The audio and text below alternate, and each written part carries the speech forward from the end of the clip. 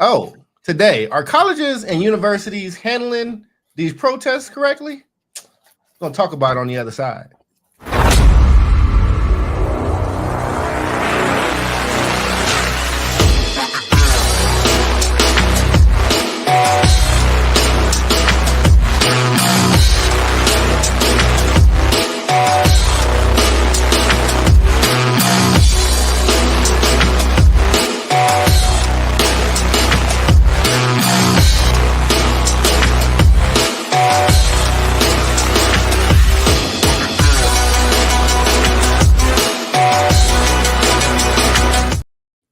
What's up, everybody, and welcome to another episode of South Star Classroom. That's David, that's Jubilee, that's Omar. I am Charles. I'm happy to be back with the team. I heard you all had an amazing time last week. You were missed. I was away. I wasn't near nobody's internet, nothing like that. I like that. I do not miss not being on the internet. Before we do check-ins, because I know Jubilee needs us to do check-ins because she needs it because it's her thing. Can you do that thing for me, Omar? Remember on the old show that I used to produce for you all, and y'all would open it with that window? Can you just do that yell for me one time? It makes me feel good, and I don't think it makes you feel good. Yeah, man. Bueno. Welcome, bienvenidos at the South Star Classroom. That's how every episode used to start, and then we changed the name to like this thing in Wyoming, and the fan mail I got about it was like, I love those guys. What is it about Wyoming? And so they did an episode explaining it. But anyway, what was it? El Puro. Wait, hold on, one time. What? Yes. What was it, Omar? These are glory days. Tell him, Omar. Indeed, man. Glory days, man. Estás en puro Wyoming, which translated in English is you are located in pure Wyoming. There's a street in El Paso called Wyoming Street. You have no idea where it begins, where it ends. It just like shows up and then disappears into the highway, and then it shows back up again. So my father, as an insult, if you were discombobulated, if you were confused, he'd be like, Niño menso, estás en el puro Wyoming. And David and Jubilee, the show got very popular. The show was building up an audience, and people would be like, what the hell is this Wyoming? What does Wyoming have to do with these black and brown relations? I don't understand these brown relations. Anyway, David, how are you, brother? How you been, man? I am good. Not much to check in on, but I'm good. Keeping myself busy, and I'm glad that everybody's back together again. Man, that's what's up, man. That's what's up. I like the pink on you, brother, or mauve or salmon, whichever you go with, brother. But it looks good on you, man. Baby. It brings out his cheeks. You know what I'm saying? The brother looks good. How you doing, Jude? You and that damn dog. Who just hopped up here because this is what she does. I'm doing great. I'm super excited. My older brother is getting married in 2 weeks. Awesome. And so the countdown is on. We're getting all of our attire together. My sons are going to be, walking the older people, the matriarchs down the aisle and handing out programs. And I'm going to get to see a ton of family, including my immediate family that I really haven't seen in like some time. So that's my check-in. I'm super excited. Oh, that's what's up, man. That's what's up. Yeah. Omar Yanar, the man, the myth, the mystery. What's up, man? Man, I just got back, man. Flew in from Denver. Damn, my arms are tired, man.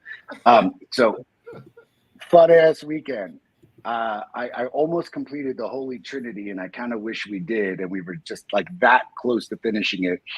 I was the sponsor for my goddaughter for her first Holy Communion and confirmation. David, you know they're doing this simultaneously now? Really? Yeah, that's what I said. I didn't know that. Simultaneously, 8-year-olds are going through both first Holy Communion and confirmation at the same time. If you are Catholic, you understand what I'm saying. If you are not Catholic, the rite of First Holy Communion usually happen at 8 years old. Confirmation would happen anywhere from like 8th grade to sophomore year. So you're about 14 to 16. And they're like, no, man, we're just doing it all at the same time. 8-year-olds make a lifelong commitment to the Catholic Church. Got to hook them early, as George Carlin said. See, I'm Baptist. Jude, what are you? What's your denomination of I don't have no denomination. I grew up Pentecostal and Baptist, but now it's just do you Okay. love Jesus? Do you know the word? Like I that's got you. So like, yeah, like I love it. Potter's house stuff. I got you.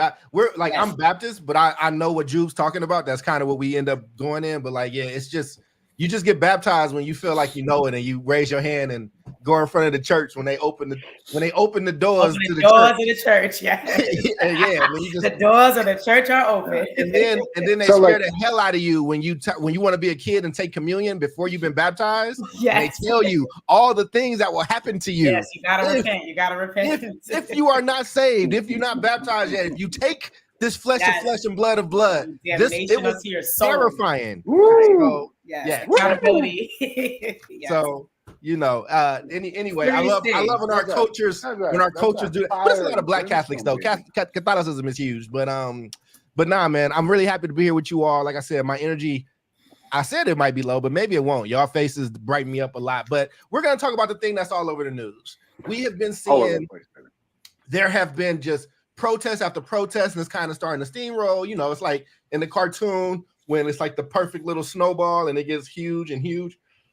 And we want to know, do you think that these universities and that people are handling them well? And I was like, oh man, I felt like it was such a big topic that was everywhere. I thought we had already talked about it, but like you said, like we were talking about before the show, we kind of mentioned it here and there, but we never did an episode on it. So, I want everybody to kind of kick in and just on that first question, like, why do you think that these students feel so passionately about this issue?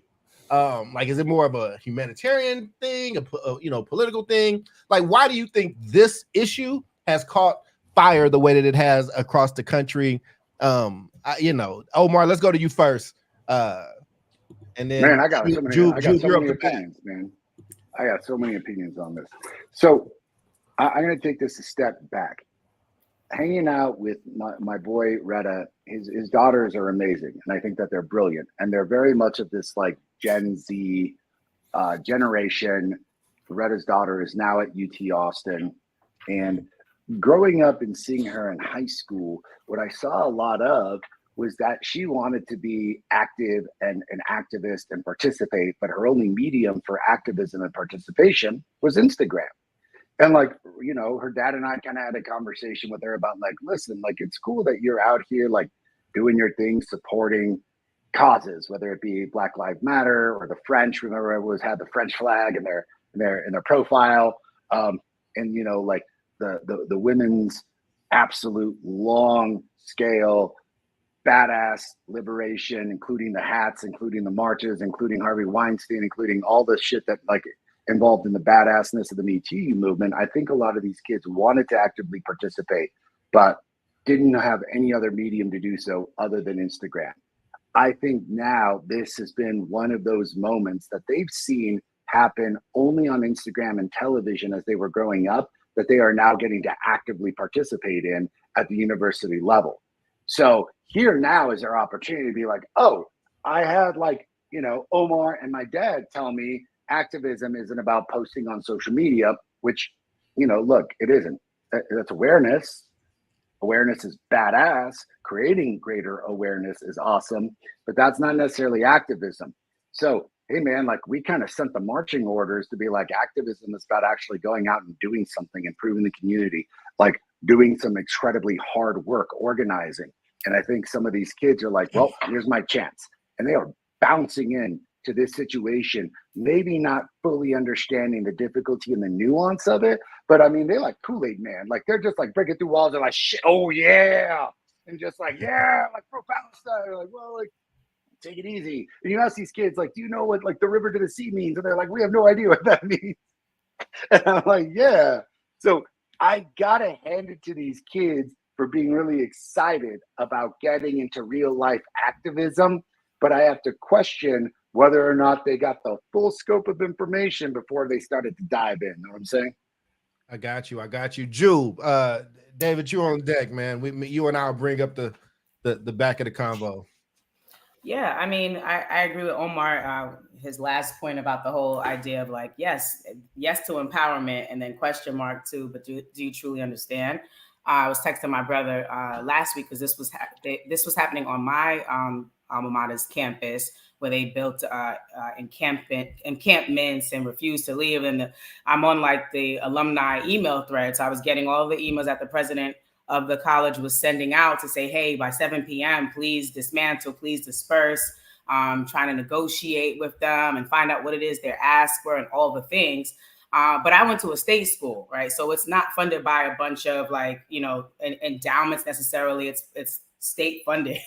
And so they're asking for different like divestments and things like that. And it's just like, well, there's kind of these nuances to it. So I get what you're asking for, but it's not exactly that simple. But to answer your question, I do think that, these young people, they feel empowered. I think, 4 years ago, we saw what happened as a result of George Floyd's murder, after the knee on his neck for 9 minutes and 29 seconds, and how that became a global thing.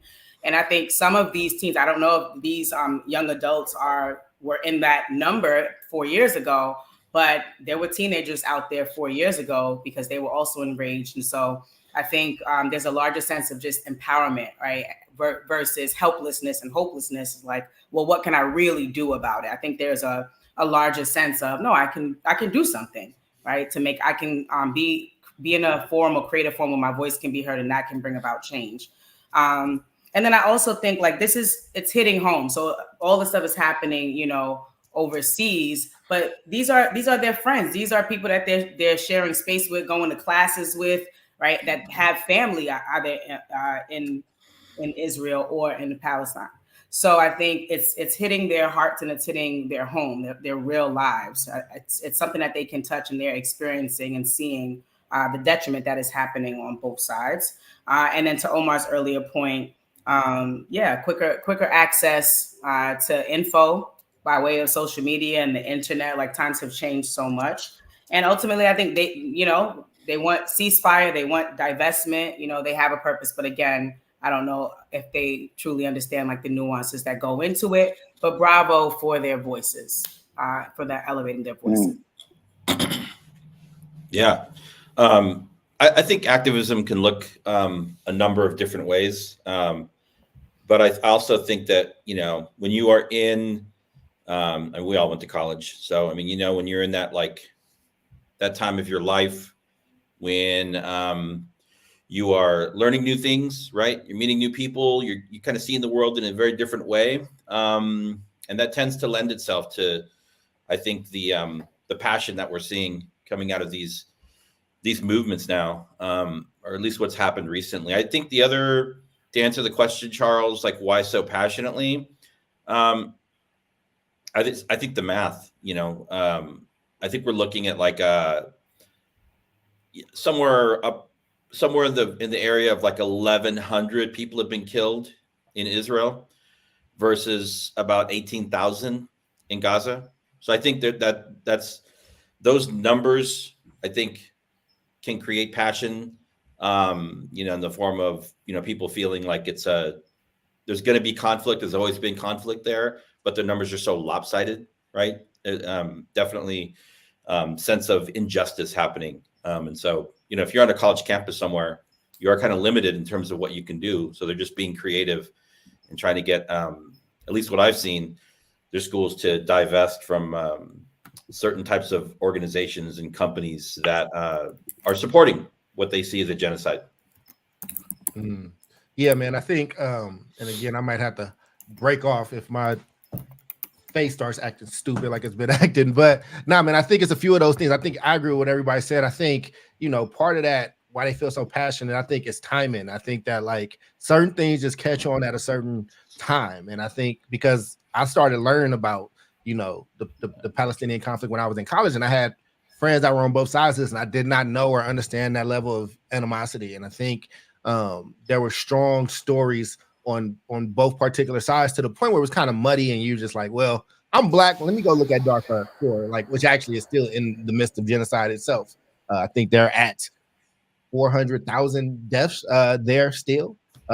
But I think there's a few different things. As somebody who was in college, very active, and I was showing them pictures of when I was in college, I just think there's a different passion, that you have. And I think that you're learning about these people. They're reading Gandhi, they're reading King, they're reading about, the group that I lead in Indianapolis. We did a whole thing on SNCC We did a whole thing on, I think it was the Brown Berets. Like there was a few different groups. We looked at all these different youth groups of different races and what they were doing. And I think that even got them energized in different ways, not necessarily for this issue, but college is that time, right? Where like, it's kind of the apex, right? Of like, you're not a child anymore. You got a little bit of, contrary to what people may say, you got some loans or some grants coming in. So you got a little bit of money. You still don't have a lot of responsibility. Like the consequences have not necessarily met up with the moment. And you get to have a different type of fire inside of you. And colleges tend to be places that, may not affirm it, but they don't like actively crush you or take you down. Like there might be some things that have happened. From what I saw, the vast majority, not all, the vast majority of the protests have been fine for the most part, right? Like they got their rules, you have your conversations. And again, as somebody who used to do this, we would have conversations with the president of the school. We would have conversations with the school leadership and be like, look, this is what's happening. Like, now we would do our civil disobedience, but there was also some level of like decorum. Now we got funky with it at times too, but I think that's the thing. And I think this is the issue that people have grabbed on. And it's kind of caught like wildfire, man. I just think, I don't know. I want us to be able to have a conversation about it, and sorry for going in order, but I want to make sure before we went in, I wanted people to at least get their initial thoughts. I don't know if people are still here or you want to move to the next part of this, but again, two of you are about to have college age kids. And I was there I led, like I said, walkouts at Cal State Hayward. I was there in the middle when the young man got killed at the BART station. I was on a radio show. We broadcasted from the street in the middle of that, of Oscar Grant, when Oscar Grant happened. And that was a different level of volatile. Like that was, somebody was going to get hurt at that, right? Like, so, I'm curious to the parents, not excluding you and me, Omar, but I think we like being excluded on this part of the question. I think we like it. Okay. But David and Jubilee, how does that question feel now that both of your boys are about to be in that age realm and mix? How do I feel about? I would say it's a good question because the both of you had looks on your face just then. So, can you say the question again, please? Yeah, because you blacked out when you heard your kid in this. Yes. You had a lot to say when it was everybody else's kid. Now your little boy about to be at the school, and I don't know what the financial aid situation is going to look like, but I think Jubilee is going to be paying some money out of pocket. I'm trying to get him to go for free. Howard's commencement got canceled. A few commencements are getting canceled. Bunch of them did, yeah. So Miss Jubilee, you got your moms, everybody's flying out, people coming from the islands, they coming down to see them. How are you feeling about your son is about to be on school in these environments? Like, how are you feeling about the protest at that point? Shit just got personal. I actually did think about this. This is the other side of my opinion, right? Like, yay, free speech and all of that. But yeah, there's got to be a line drawn. Like, I did watch some of the footage from some of the ceremonies where, some of the graduates were walking across the stage and they had up, either Israeli flag or a Palestinian flag. And it's like, okay, cool. Because that's not stepping on anyone else's toes, in the moment. You are expressing, your belief, your opinion, no problem. Right. Where I begin to have a problem is when they are trying to call Sidney J. Mosley or Zachary Mosley's name to get his diploma that he just worked hard 4 years, and we can't hear it because you protesting. That's a problem, right? So I just think like now we have a problem because yes, my grandmother go flying from. This is a different answer, Miss Ransom. This is different, Miss Ransom. No, my answer is that listen. I don't mind, the peaceful protests, but I also understand that, like you said, the majority have been peaceful. Some of them have gotten, a little violent, especially when, police kind of intervened or whatever, or some of the protesters are kind of just spewing hate, right? Some are there for noble causes and others are they're just angry. So nothing good is coming out of it. They're fighting, they're chasing people, kicking them, all of that. Right. So I think that's the line. Like, is there a way to have free speech without harming other people to prove your point? right? Or without taking away other people's right to whatever it is, the right to have a freaking ceremony that you worked 4 years for, you know? And I do think it is sad that these ceremonies had to be canceled or turned to online or moved to a smaller building, Columbia, all these different. I do think it's sad. I think it's wise, but I think it's sad, right? I do think it's sad. I hear you. Same question to you, David. Again, like, you know, Yeah.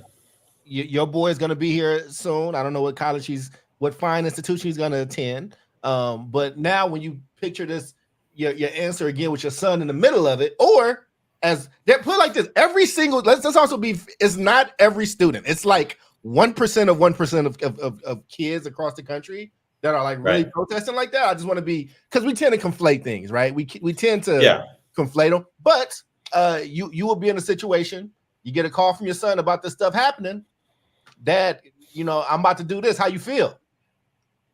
Yeah, so I think that's two different issues. You know, I think I would want, you know, my son to understand that there is such a thing as, like, you know, freedom of expression and, you know, protest, all these things. I think also I'd want to make sure that he has good information, right? And he's like thinking objectively about what is happening. So I think the information piece is very key for me. I think it's sad that several colleges and universities did have to cancel. I mean, if I was on that side of it, I would probably, you know, I don't know. I would probably be upset, right? Especially these students. If you think about this graduating class of 2024, these are the kids that didn't get to graduate from high school because of COVID, right? And now you have this other disruption. So I also think if you step back from the whole thing, I just looked this up very quickly.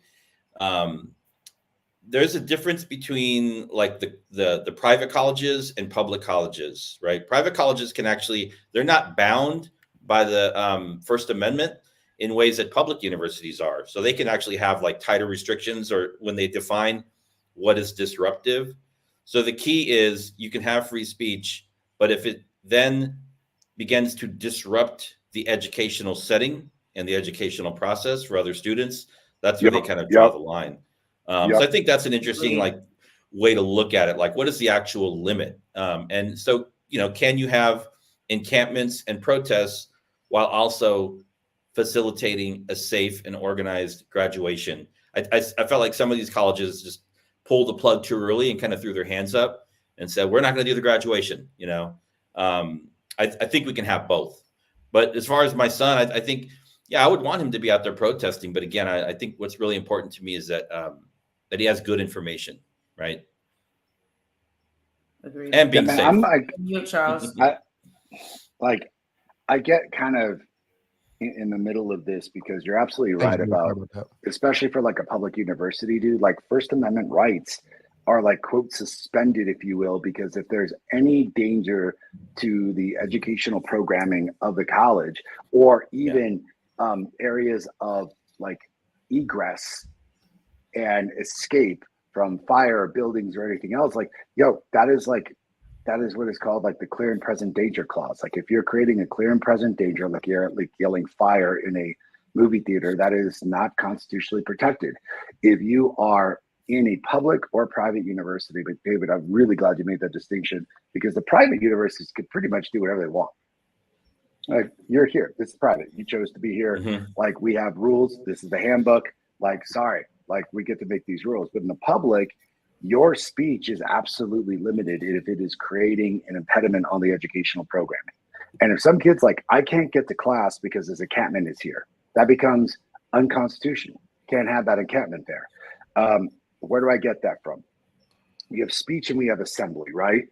On the speech side, if you're saying things that are inciting a clear and present danger, or you are saying things that are impeding the ability for the school to provide an equitable, free education, in this case, a not so free education, even at public schools, to the kids, like they can sting you on that. Assemblies, dude, assemblies require notice and permits. You can't just assemble. Like, I don't know if people know that or not. Like the age old example that I always used in the classroom that like I always used to kind of piss the kids off. It's like I'd show a picture of the KKK marching down the street. Kids get pissed, right?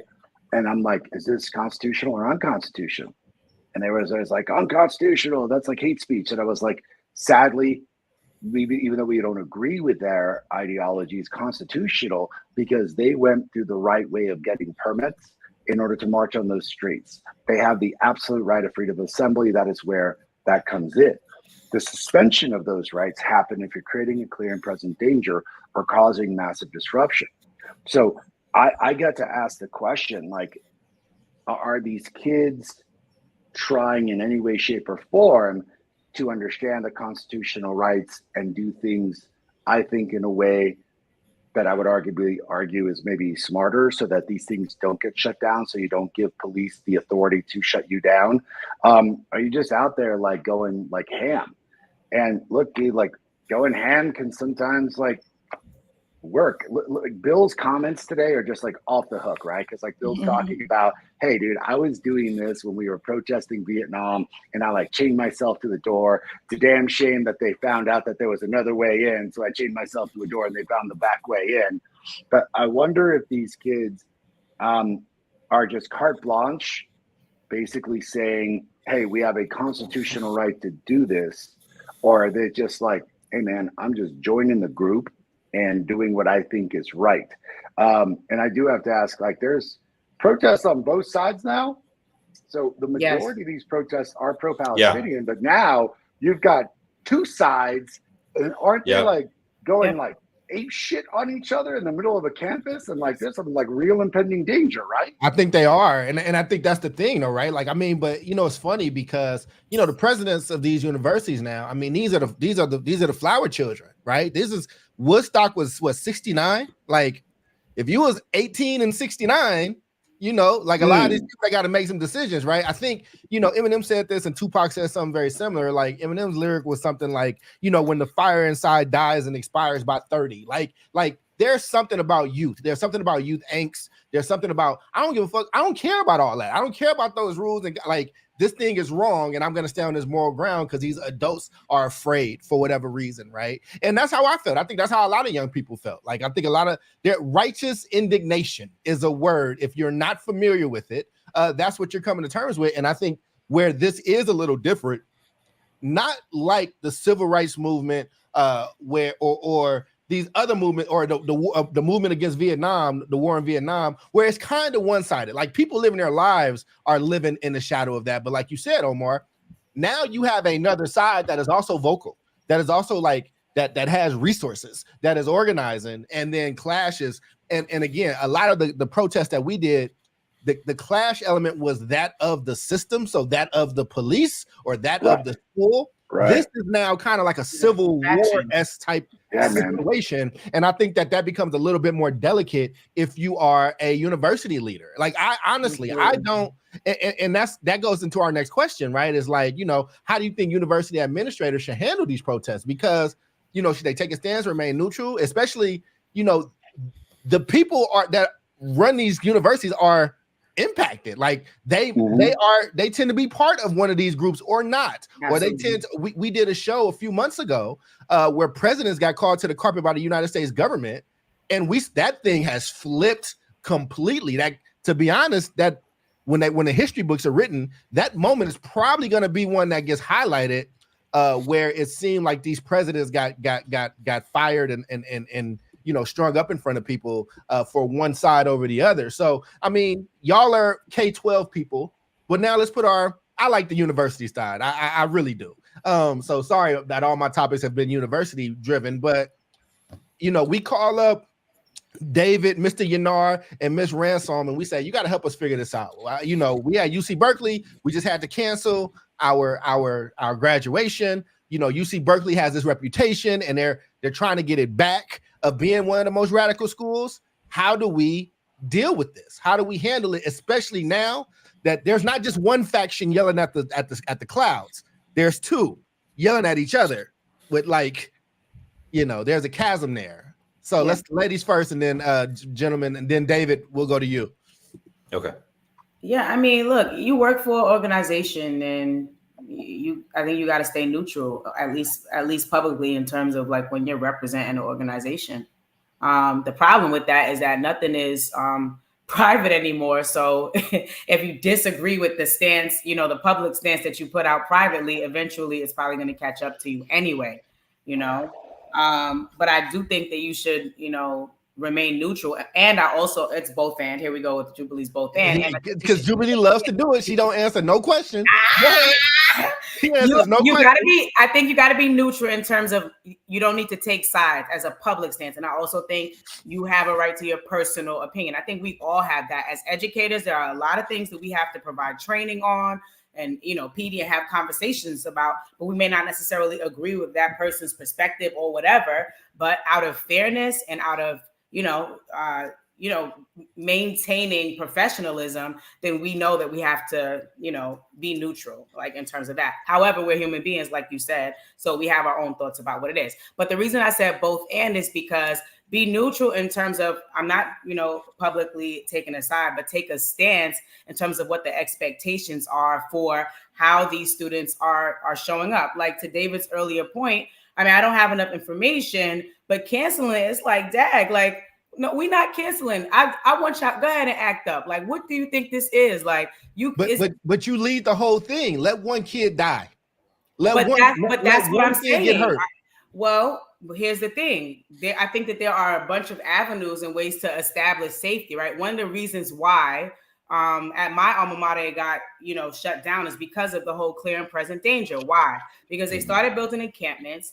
And they started posting on social media, we need food and we need this and that. And it became this thing in the town, so much so that it wasn't just college kids protesting. People from neighboring towns were driving along and like, oh, let's join in. And now this number is growing and growing. All they've got is little rinky-dink campus security. How are we going to, manage this? So I do think the stance needs to be that, look, this is what we are expecting in terms of if you cross this boundary, this is how we will respond. So both ends.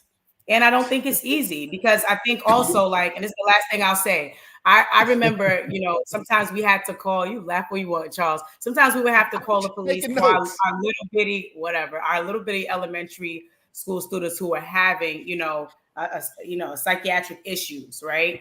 And when the cops would come, we would say, listen, this is a 9-year-old. This is not a 26-year-old like mass murderer or whatever. This is a 9-year-old. He's having a fit. He's not able to manage his emotions. He has become violent. So we need you to adjust the way that you are responding. Don't respond to him like a hardened criminal, right? I think the problem here with these protests is like, once you flip the switch and say, hey, we want to get help from state police and all this stuff, like we can't also be like, go in and hold hands and sing Kumbaya. So they're going in with pepper spray and they're going in with all this other stuff because now they're tasked with having to, bring the crowd down and bring some order, right? So I think, I'll stop there. But David? Yeah, I mean, I think the role of the university or college should be to protect people's, right to free speech and protest, regardless of what it is that they're protesting. And I think what I've seen, again, we're kind of living in this time where, you're either A or B, this like binary thinking around like, let's make the jump from, and it shouldn't even really matter. A protest is a protest, right? But making the jump from people on college campuses, young people that want to protest their university's connections to organizations that in some way, shape, or form are connected to Israel or, some kind of like war economy, something like that. And then making the jump from that to saying like these college protests are a clear example of like anti-Semitism, right? These are two different things. So making sure that regardless of what it is, I feel like young people should have the right to to protest on college campuses. Obviously to a particular limit. What I saw at my alma mater here in San Diego was a very peaceful protest. And the college chancellor called in the county sheriff, and they showed up and they like beat up a bunch of students, and they arrested like 50 of them. Right. Yeah, so now you're a college student. You have an arrest now, probably a misdemeanor, and they were like actually suspending students. Also, I didn't know you can get suspended from college, but students were getting like suspensions, right? And that's now on your academic record. And so like, that's not the way that I think things should be handled. It was quite shameful, but I also think that we have to be careful to, that young people know what it is that they are protesting for or against, and try and stay out of the mindset of like, like it's fair. People want to show up and support Israel and the Israeli government. That's their right also, right? We're not here to tell people what's right or wrong. But I do think universities have an obligation to kind of protect that. But what I did see a lot of is, people that were protesting against the concept of Zionism, right? Anti-Zionism protests that were being characterized as anti-Semitic. And those are actually two very different things. Man. Well, what's the difference for our audience, for any of us? What's the difference? Anti-Semitism, I'll just read it verbatim, is prejudice, hostility, discrimination against Jewish people as a religious group or an ethnic group, right? Anti-Zionism is opposition to Zionism, which is a national movement for the return of the Jewish people to their homeland and the resumption of Jewish sovereignty in the state of Israel, right? They're actually two. You can be, against Zionism does not necessarily mean you are anti-Semitic, right? Right. And like, does Zionism basically, like, this is an actual question, does that entail taking the Gaza Strip and the West Bank from the Palestinians? Like, is that Zionism? Is that implicit? Yes. It means it's your nation state. It is your right. Let me not jump in that conversation. From Go ahead, from the river to the sea or whatever it is. Yeah. Well, careful with that, because like that's tied to the terrorist group. That's on the Palestinian side. But like, that's kind of what I'm getting at, is like, if the Zionism is, hey, we're going to take over this whole land, that's similar to the Palestinians crying from the river to the sea, which, by the way, like, that's the Jordan River to the Mediterranean Sea. That is literally where Israel's at. So when they say from the river to the sea, that's basically saying we're calling for the genocide of Israelis. Like, we're going to destroy and dismantle the Israeli state and commit genocide. Like, that's what I think what the kids don't understand, is that they're calling for a free Palestinian state, not understanding that the Palestinians basically have it in their credo, particularly like Hamas, particularly the Palestinian Liberation Front, like, to exterminate. And I use that word purposely because those are the words that they use, the Jewish folks. And I think this is like, when you get into that, and it's like, how do campuses handle that? I think I'm with you all on, there has to be protection of freedom of speech. There has to be protection to understand and learn these things. But a college campus is one about learning. And it's also learning about like specific boundaries. So if I handle this and I was looking at a campus and I'm like, okay, where are these encampments? Where are these places taking place? Here is all the like egress areas. And this is where like a kid who wants nothing to do with this needs to go to get to class, to come back to class, to be educated. I'd be like, all right, listen, you want to have your protest? You have two choices. You're either going to move to like this here field or this here area where you can protest as much as you want. You can have an encampment. It's not going to disrupt classes. It's not going to disrupt all these things. They're like, that's what we're looking to do. We're looking to disrupt this. And it's like, you don't have a choice to do that. If I'm a university president, my main goal is to educate students. It is not to allow you the opportunity to protest and to exercise your like First Amendment rights. I have a job, it's to educate kids. You want to protest, you got this field, you have these areas where you're not going to inhibit students from getting into class and inhibit students from trying to get their right to an education. go here, like you're disbanded. Now, do I think the way Well, and it's just can I respond to Eric? So what we would have done, Eric, is like if there was, let's say in this movement, and let's say they're trying to get you to divest, and such is the person whose name is on this building, you would protest in front of that building to stop stuff from happening. Like he was saying, it's a big campus you can get around. But I'm even trying to. So let's even elevate. Let's zoom out even from this current issue, right? And just the topic of uprisings. And like you said this, and I want to point out what you said. Universities are meant to protect learning, higher level thinking. Like again, this stuff is not new. And for homework, boys and girls, go look up Red August in China, which was a big movement around communism in 1966. But there was a huge school and university. I think 2,000 something students and principals were murdered. Like houses are ransacked. Like this stuff, or if you look before that flower child age, what was happening in America, right? It was communism. It was like things that were happening. But here's what I know now as an adult. And when I was going through these protests and we were doing things, we had faculty that was cool and faculty we didn't really like. And the faculty that was cool, now that I look at it, they kind of were using us as mouthpieces because we kind of didn't know everything that was happening. We kind of got propagandized through them and through those lessons.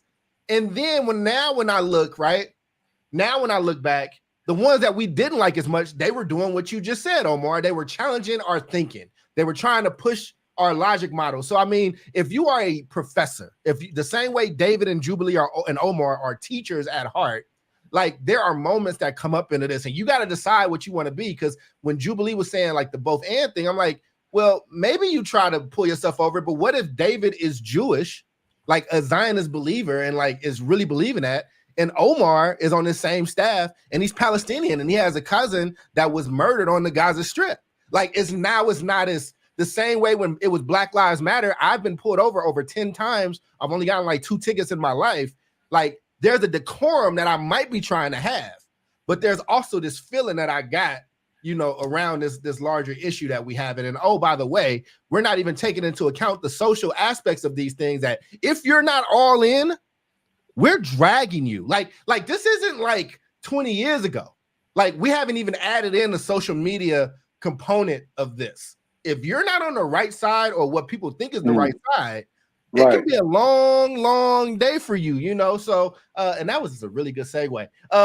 Just take that. But how do we think in the age of social media, like how do these platforms shape this campus activism? Like what? And again, y'all know how I feel about social media. It's a love-hate relationship. We're on social media now, but it can also be very, very dangerous. And again, please look up Red August if you don't think shit can get spicy. Shit can get spicy. It really, really, really can. I don't know if it'll happen here. I think they'll send in all kind of guards and stuff before that happen. But Jubilee, we'll start with you. I think I've started. No, David, Jubilee, we'll start with you. And no both and on this one, Jubilee. Okay, I need you to answer. Why? That's my thing. You know what? No, actually, we don't say you for last, so you can just say I agree with what everybody said. David, we're gonna go with you first. You know what? This is discrimination. I just feel like I need you to be neutral. I need you need to be neutral in the face of this. Remember. But David, I will start with you, David, because again, and I am thinking about you and Jubilee different because y'all have me and Omar. It's different because we were kind of the people on campus. We was kind of doing stuff, and not saying that y'all weren't either, but we single, we ain't got no kids.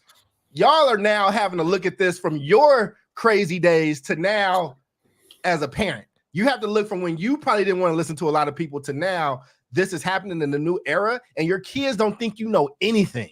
Like your kids don't think you know shit. So like with that, how does the social media play in for you, David? Yeah, I think I think there are positive aspects to it, and there are also aspects that are very troubling. I think number one, it can definitely help spread information quickly, and I think that's a double-edged sword because you also it can also spread bad information quickly, right? And so I think the volume of information and news that young people get and that we get from social media it can be overwhelming. So like I think it's good in a certain way, and in another way it's actually kind of scary, right? Because what it tends to lend itself to is this two camp mentality again, right?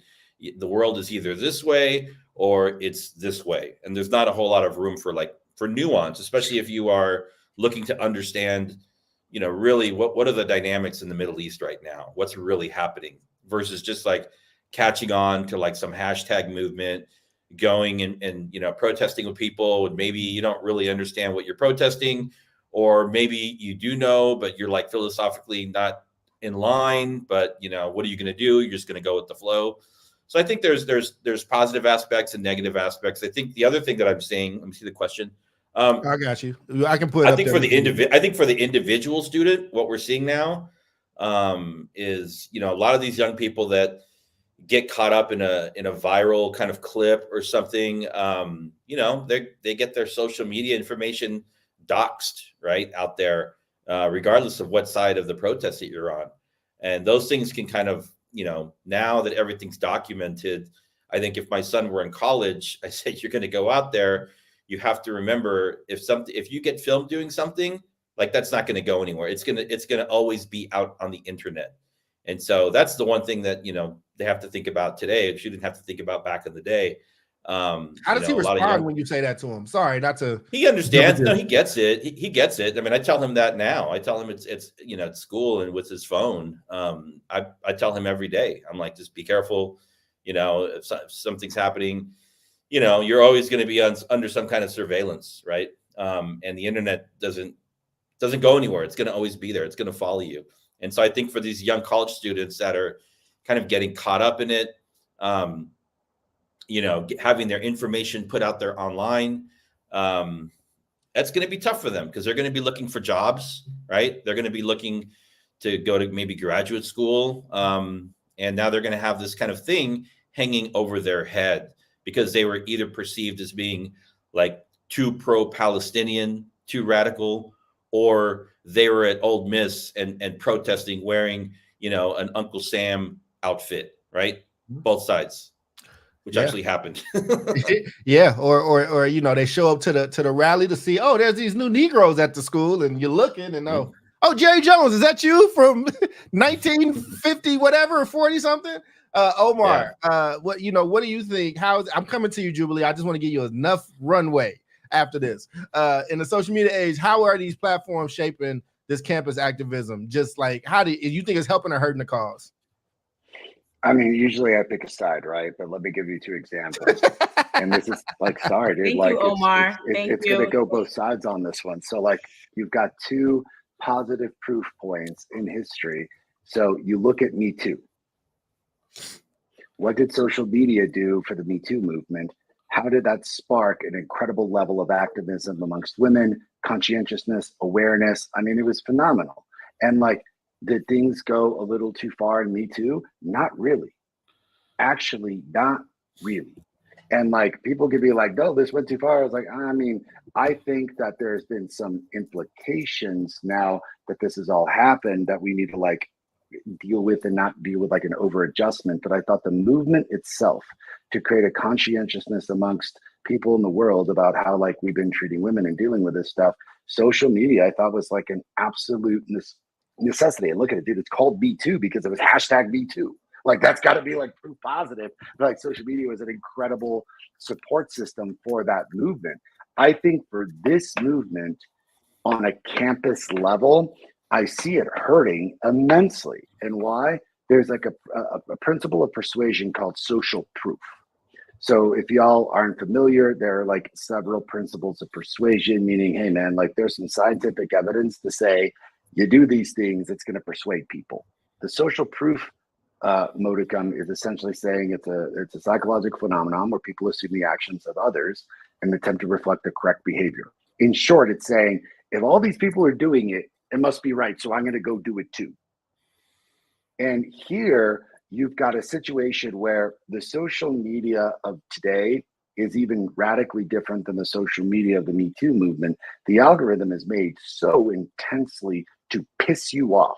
It is purposely made to piss you off in order to activate an emotion. And when you activate the emotion, you have to be very careful with that because that emotion can cause hate, anger, violence, damage, all the things. And that emotion component is now activating kids to go out and like shit's getting violent out there. Like I'm watching this stuff and yes, dude, like you have people on the ground that is filming what is truly happening. And for the most part, you have like peaceful protest, right? It gets heavy, and Doc is right, when it's David's kid or Jubilee's kid who's in the middle of that violent situation. And that violent situation may only be 5-10% of the time, but now it's happening. So I think the social media component in this respect is a social proof point of getting kids to come out to something that they don't have a full comprehensive understanding about, because they're like, I want to be involved. This seems right. I want to be on the right side of history. Go Palestine. And it's like, bro, before you go full pro Palestine, because I am for the fact that we shouldn't be committing genocide against anybody. Like, I think violence on both sides is horrendous, and I'm not advocating for it. But kids that are just pro Palestine without realizing, like, what are you pro for? Like, do you understand, like, from the river to the sea? Do you understand Sharia law? Like, you're all for women's rights, but you're advocating for a group that would basically have women ensure that they are arguably like enslaved to their husband, so much so that they can't leave the country without permission from their husband. Like, do you know about Sharia law? And it just goes to the fact that at a college campus, I find it highly ironic that kids are jumping into something without being fully educated about both sides of the subject. That fucking shit up too, man. Like, shit's getting violent out there, man. Yeah, I think it's interesting, man. All right, Ju. So do you think, that social media right now is helping or hurting the cause? You can be as both siderism as you want. You're gonna take both sides. All yours. Yep, it's both and it depends on whose cause you're fighting for. I mean, so overall, this is what I'll say, right? Social media, it's like showing real time happenings or occurrences without context is dangerous. Like, it's just dangerous, right? And that's pretty much what happens. Like, we're in the age of the soundbite, where somebody could see something for 12 seconds, 30 seconds, and make, a very life-changing decision as a result of watching that clip. Don't have all the context, but here we go. We're driving down, we're protesting, we're moving this, and it's just like, but you don't have the full context. So that's why I think, it's dangerous. And that's the part that I feel is very hurtful.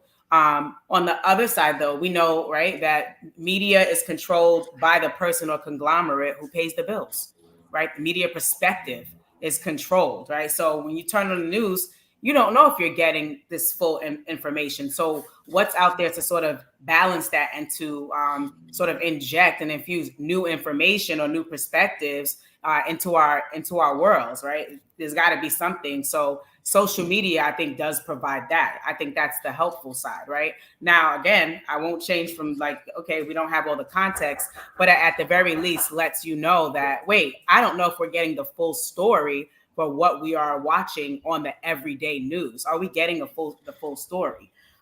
Which is why I tell my kids, like, when they're looking on, at social media and all of that, you got to find you got to research, you got to look up real, right, like validated sources to back up this information. You can't just go all willy-nilly on what you see on social media.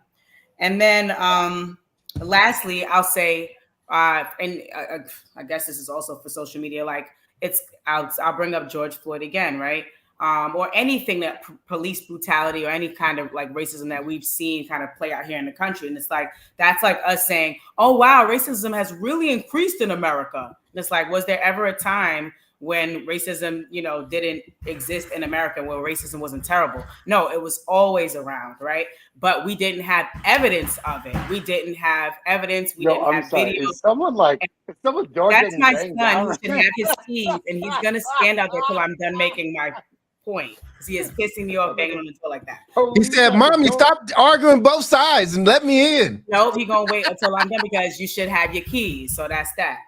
But well, you should have went to the clubhouse. He gonna wait. Anyway, my point is this, right? I think there are both helpful and hurtful aspects of it. I'm really gonna get this little boy.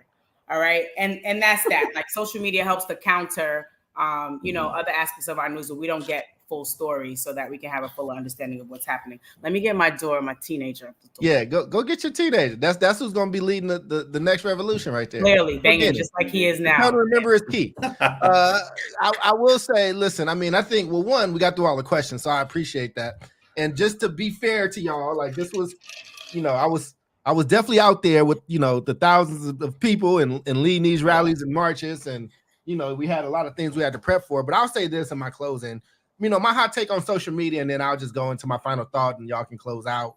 Is like on the social media piece, y'all know how I feel about this, man. I think that at some point it's gonna have an age restriction. I think that what it's doing to brains, like later on, it's gonna be like buying a pack of cigarettes, and there's gonna be a big ass patch on the back that talks about how it's detrimental, and you need to be of a certain age to consume it. I think that at some point there's also gonna be this thing called social media literacy.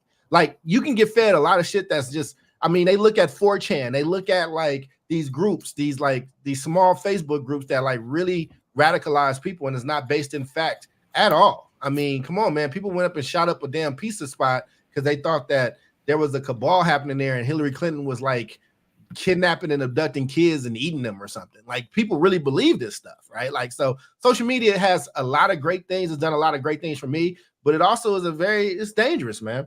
I think also, and there's a formula to social media. You don't have to be the smartest on social media. You just have to know how to work social media. What does that mean? Well, if we're talking about something that has to do with astrophysics, I want the astrophysics voice to be higher than like the person who's just in their basement that like Google some shit, but knows social media better. And currently that's where we are, right? Is we have pseudo like, you know, leaders and content experts. And I just think that that's dangerous. That's anti-intellectualism that can lead us astray. And again, because y'all have homework, go look up Red August for that. My final thought in this though, that was just to answer that question.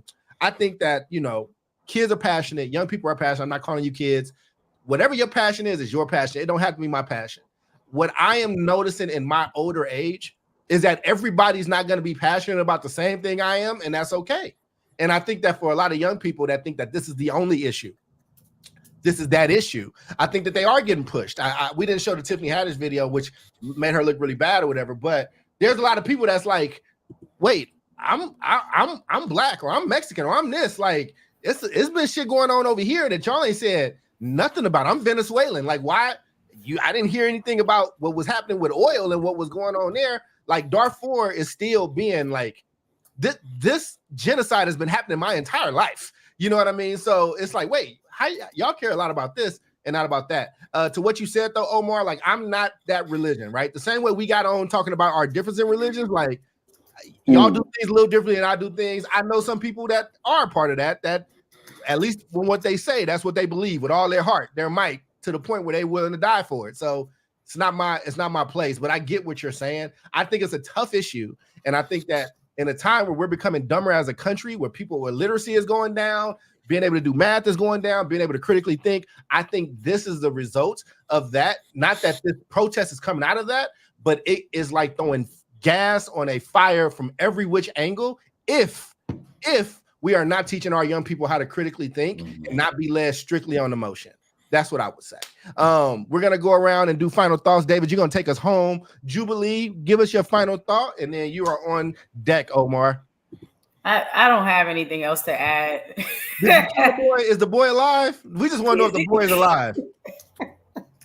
Man, that boy alive. He's alive, and he's you didn't protest the boy, did you? You didn't. You know? Okay. Well, I think it's a great show. And yes, my both and theory still stands. She says, I both love my child and I'm about to kill him. I understand. That's her both and. Omar. Yeah, I think I'll make this statement in that the people have a voice. And I'm a huge believer in people having a voice, and that voice being activated in a way where people understand that, hey, I'm not alone. Like my favorite book that I teach, one of my favorite books of all time, is Howard Zinn's People's History of the United States. I think it's the most exceptional history book ever written, man. I teach it, I use it, it's badass. I'm like, where is this coming from, man? It's like really coming from the people, because ultimately, like back in the day, as is happening now, people filter the news, people filter history, and that filter kind of like, pisses me off because you don't have a comprehensive look at what is really going on the ground.